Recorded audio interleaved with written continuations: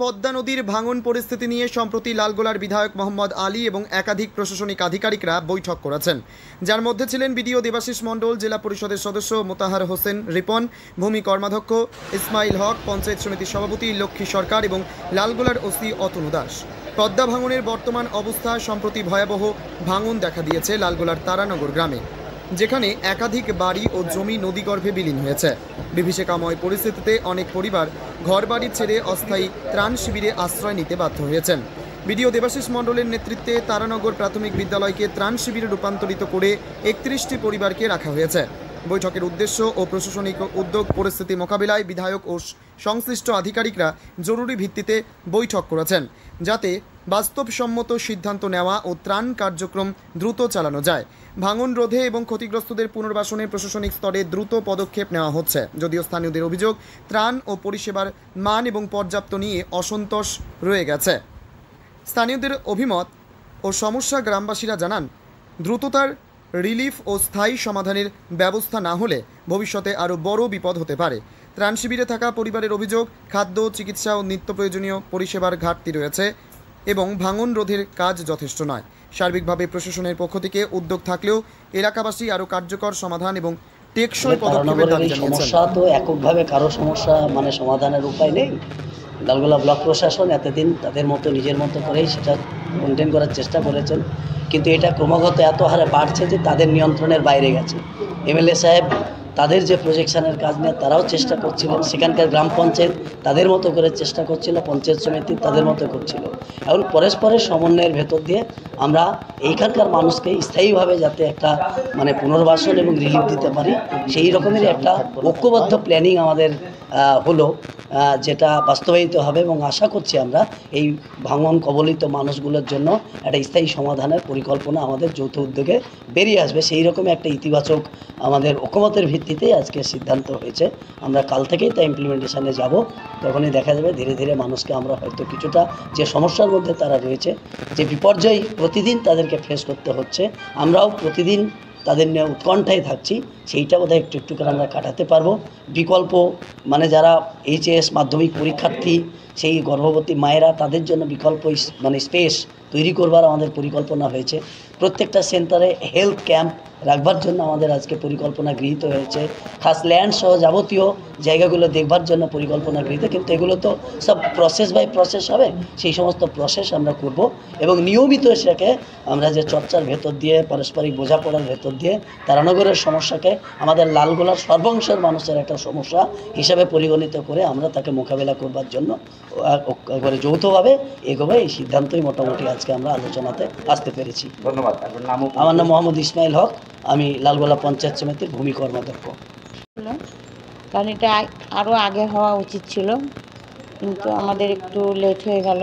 আরও আগে হলে একটু সব কিছুটা প্রসেস আমরা এগিয়ে যেতাম, কিন্তু এটা হলো ভালো হলো। সবারই মতামত নিয়ে জানা হলো এবং একটা টিম করা হলো। আগামীকাল বেলা 4টের দিকে আমরা আবার সেই এলাকায় যাব এবং জনগণের অভাব অভিযোগ তো শুনছি, আবার ভালো শুনবো, শুনে যেটা আমাদের দ্বারা সম্ভব সেটা করার চেষ্টা করব। ধন্যবাদ। নাম ও পরিচয়? নাম লক্ষ্মী সরকার, পঞ্চায়েত সমিতির সভাপতি।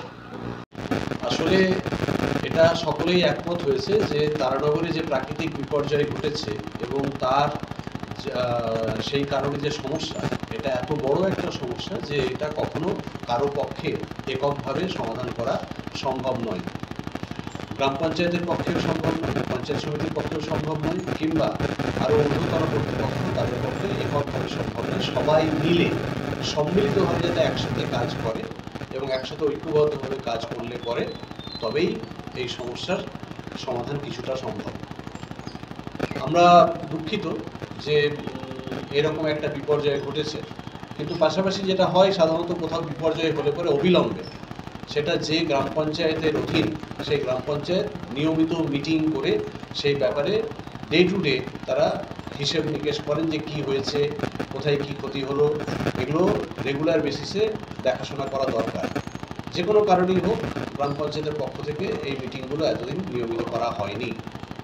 পঞ্চায়েত সমিতি তাদের যেহেতু এইখানে ত্রাণ দেওয়ার প্রশ্ন রয়েছে, তারপরে পুনর্বাসনের প্রশ্ন রয়েছে, যেখানে পাট্টা দেওয়ার প্রশ্ন রয়েছে, যেটা পুরোটা পঞ্চায়েত সমিতির এখতিয়ারের মধ্যে পড়ে। সেই পঞ্চায়েত সমিতিরও এর আগেই যদি মিটিং করা হতো তাহলে খুব ভালো হতো। তো যাই হোক, যেটা হয়নি সেটা নিয়ে আজকে আলোচনার বিষয় নয়। আজকে অন্তত আমরা সবাই একমত হয়েছি এবং আগামীকাল বিকেল 4টের সময় সমস্ত আধিকারিক সহ সমস্ত পদাধিকারী যারা আছেন তারা সবাই ঐক্যবদ্ধভাবে একত্রিতভাবে গিয়ে স্পটে ক্যাম্পগুলো ভিজিট করবেন এবং ভাঙন এরিয়া দেখা হবে এবং সেচ দপ্তরকেও আহ্বান জানানো হচ্ছে সবাই মিলে একসাথে আমরা ঐক্যবদ্ধভাবে হাতে হাত মিলিয়ে কাজ করতে চাই, যাতে করে দ্রুত ওই এলাকার মানুষকে সহযোগিতা করা যায় এবং আগামীতে যাতে ভাঙন না হয় সেটাতে ঐক্যবদ্ধভাবে কতটা কাজ করা যায় সেটা দেখার জন্য। নাম ও পরিচয়। আমি লালগোলার বিধায়ক মোহাম্মদ আলী। ব্যাপারটা হচ্ছে আপনার যারা পদাধিকারী আছে আপনার সব দলের থেকে রিপ্রেজেন্টেশন করে সবাই, মূলত পঞ্চায়েত সমিতির এক্সিকিউটিভ অফিসার বিডিও সাহেব এবং পঞ্চায়েত সমিতির সভাপতি এনাদের উদ্যোগে এই মিটিং খুব সফলভাবে শেষ হয়েছে এবং একটা সঠিক সিদ্ধান্ত আমরা উপনীত হতে পেরেছি। আমরা সবাই মিলে তারানগরের মানুষের পাশে দাঁড়াতে হবে, তারানগর মানুষ ইমিডিয়েট যাতে রিলিফ পায় সে বিষয়ে উদ্যোগী হতে হবে।